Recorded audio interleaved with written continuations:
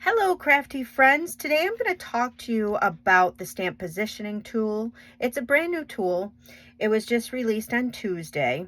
I'm going to go over this tool. It's in our catalog. I'll show you where it's at in the catalog. If you purchase this tool, this is what you're going to get. 2 plates. You have this small plate here for stamping, and then you have the larger plate for stamping.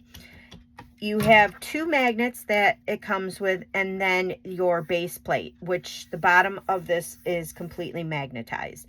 You have a couple of rulers on here, one in metric, one in centimeters, and then you have some knobs up here and down here, and I'll go over all that and show you what that is all about. So your magnets here, you have 2 of them. They can be positioned anywhere. What's nice about these is they have the little tabs, so it makes it so easy to pull them off and work with them. They are very strong magnets. If they come close together, they will snap together, but they will not break. They're strong, but they are in these contained little plastic pieces here, and there's no breaking. So that's nice with them. The base here, like I said, you have these little nubs. Those are for, this is an additional thing that you can buy, grid paper. So you get these grid papers here, and I will go over that in the catalog where you'll find them. But they just have the little pre-drilled out holes, and you just stick them in there, and then your paper's not going to slide. I highly recommend the paper with this. It just makes a world of difference when you're crafting. So that's an add-on bonus that you can get.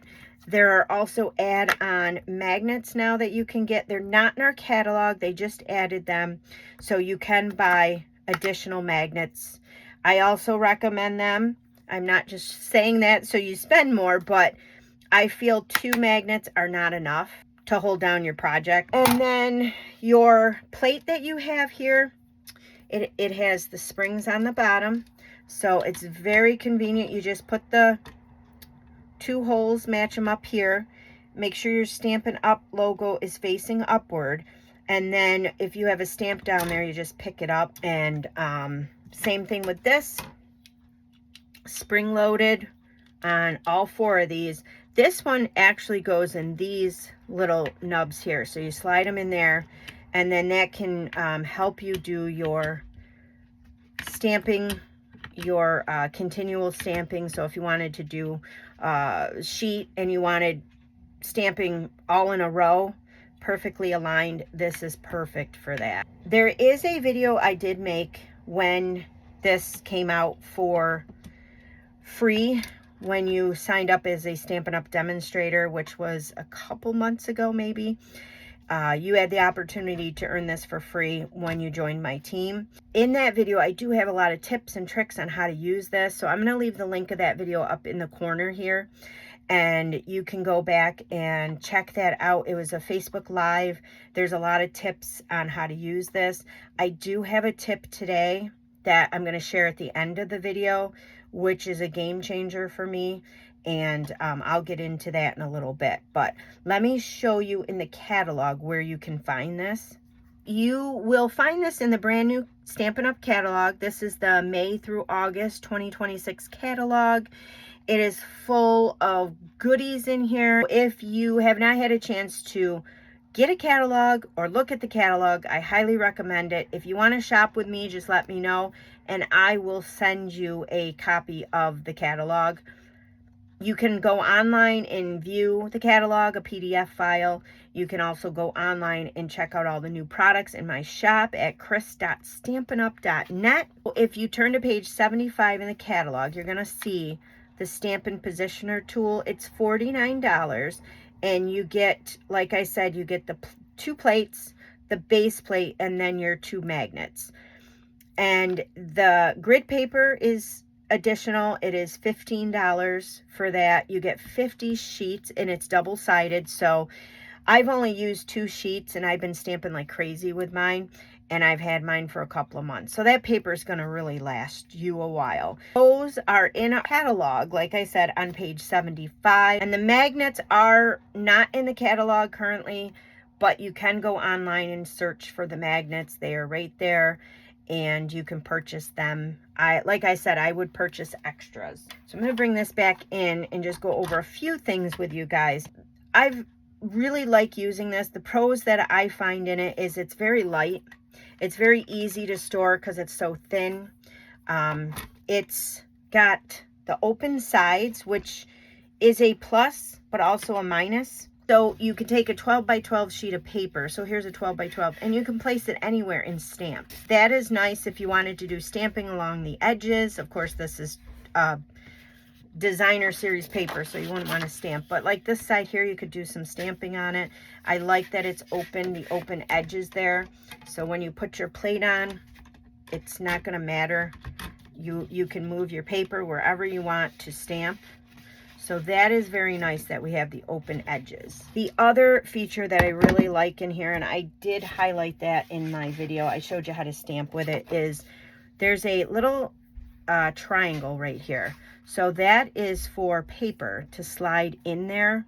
So when you're stamping and it moves or slips, you know that it's right there. You just can go ahead and push it in there and wedge it in there, and then if it moves, you know right where to put it. So you're going to get that perfect stamping there. I like that about this, but I don't like how it's diagonal. To me, I've gotten used to it, so I do like that. However, the orientation of it is a little wonky, so it takes you a little bit to figure out, because if you're going to lay this flat on a card, you obviously are not going to want to stamp right here. You're going to want to figure that out. Some people, they can do it. Some people have to turn this into the right orientation. It's just going to take a little bit to get used to. That feature I do like I said, because then if it moves. What I don't like is that I have found that I've done a lot of blurry stamping with this, and I try to line it up on where the nubs are and then on your line here, your grid paper. I do find sometimes, not all the times, but I do get blurry stamping where it just moves a little bit because you don't have an edge to butt it up against. This top is good because you have these little nubs there, so that's a nice hard edge. But you don't have a hard edge here. I found a cure for that. I actually didn't find the cure. One of my team members sent me a video from Connie Stewart. She is another demonstrator. She created edges on here, on this, and I'm going to show you that. I think the edging, having that in there now, is going to be a game changer for not getting the blurry images, because then you'll have a hard edge on the top, and then you'll have your hard edges on the side. She did all three edges. I'm just going to do this edge and this edge, and I'll show you how to do that if you want to do it. It will be glued down. I used the tear and tape, but you can peel that off and you can get that off if need be. And I just wanted to leave the one end open in case I had a longer piece of paper that I could stamp on. I don't do a lot of stamping on 12 by 12, so I'm not too concerned with having these two edges here. What you're going to need is some heavy duty cardstock or chipboard.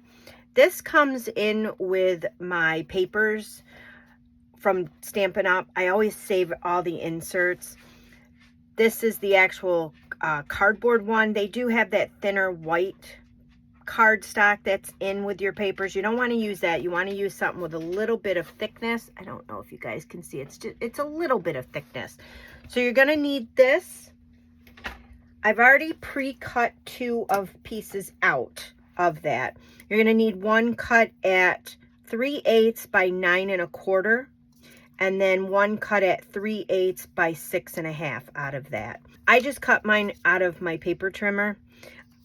And she also had another great idea, and I don't know why I didn't think of this, but she keeps a designated blade, a dull blade, which now I'm going to keep for cutting chipboard or anything like that. So I'm going to keep this aside. This is a dull blade that I just actually changed. And that's what I'm going to use, or what I use to cut the chipboard. You don't want to cut the chipboard with one of your new blades because that's going to dull it real quick. What you also will need is a piece of cardstock, any color. I just chose the Secret Sea because that was handy and I really like this color. And let me show you what you're going to do. You're going to take a piece of your shipping tape, and you're going to want to make it as long as the cardstock. And this measurements are 1 by 9 1/4. So I'm just going to cover this just like that. And I did get some bubbles in it, but that's okay. Push them right out. And then what we're going to do is take this, and you're going to have the tape is going to be on both sides, which is fine.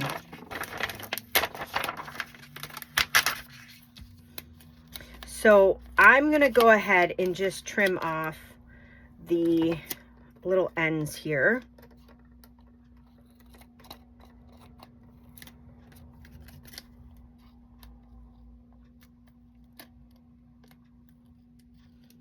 And then you can trim this tape down. You don't have to go right to the edge because we're going to cut it. And I want to make sure that these edges are completely straight. So I'm going to go in and cut both of these edges in a moment. You'll see. I want to bring in your paper trimmer. And what we're going to do is take one of the edges and just trim off a little bit just to cut that tape off and give it a nice even cut there. I'm just going to trim that. So then you're going to just go ahead and cut this at 3/8.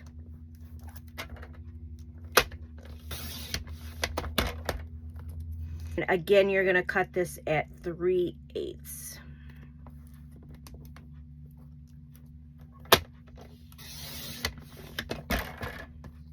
So you have two pieces at 3/8 by 9 1/4. One of these we're going to trim to 6 1/2.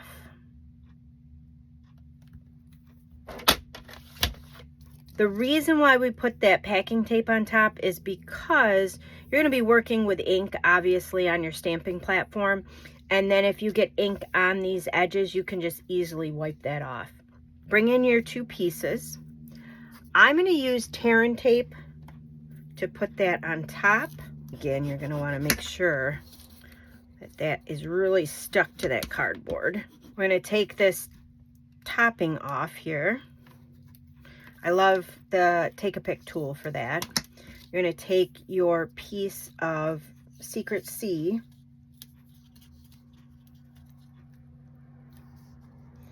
You're just going to line that up on that cardboard.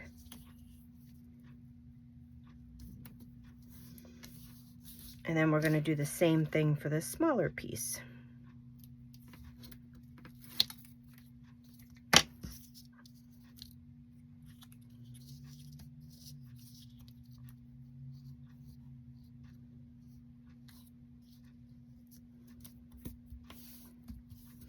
And I'm just going to make sure with my bone folder that that is on there really well.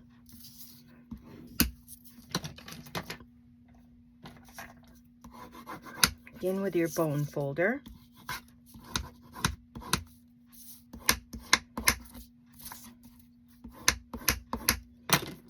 So then let's bring in our Stampin' Positioner plate. I'm going to put the bottom one on first. I'm going to line this up to that ruler.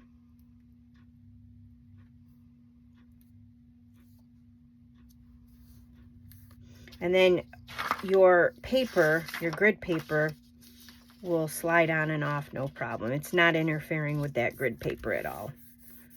Okay, and then we're going to take this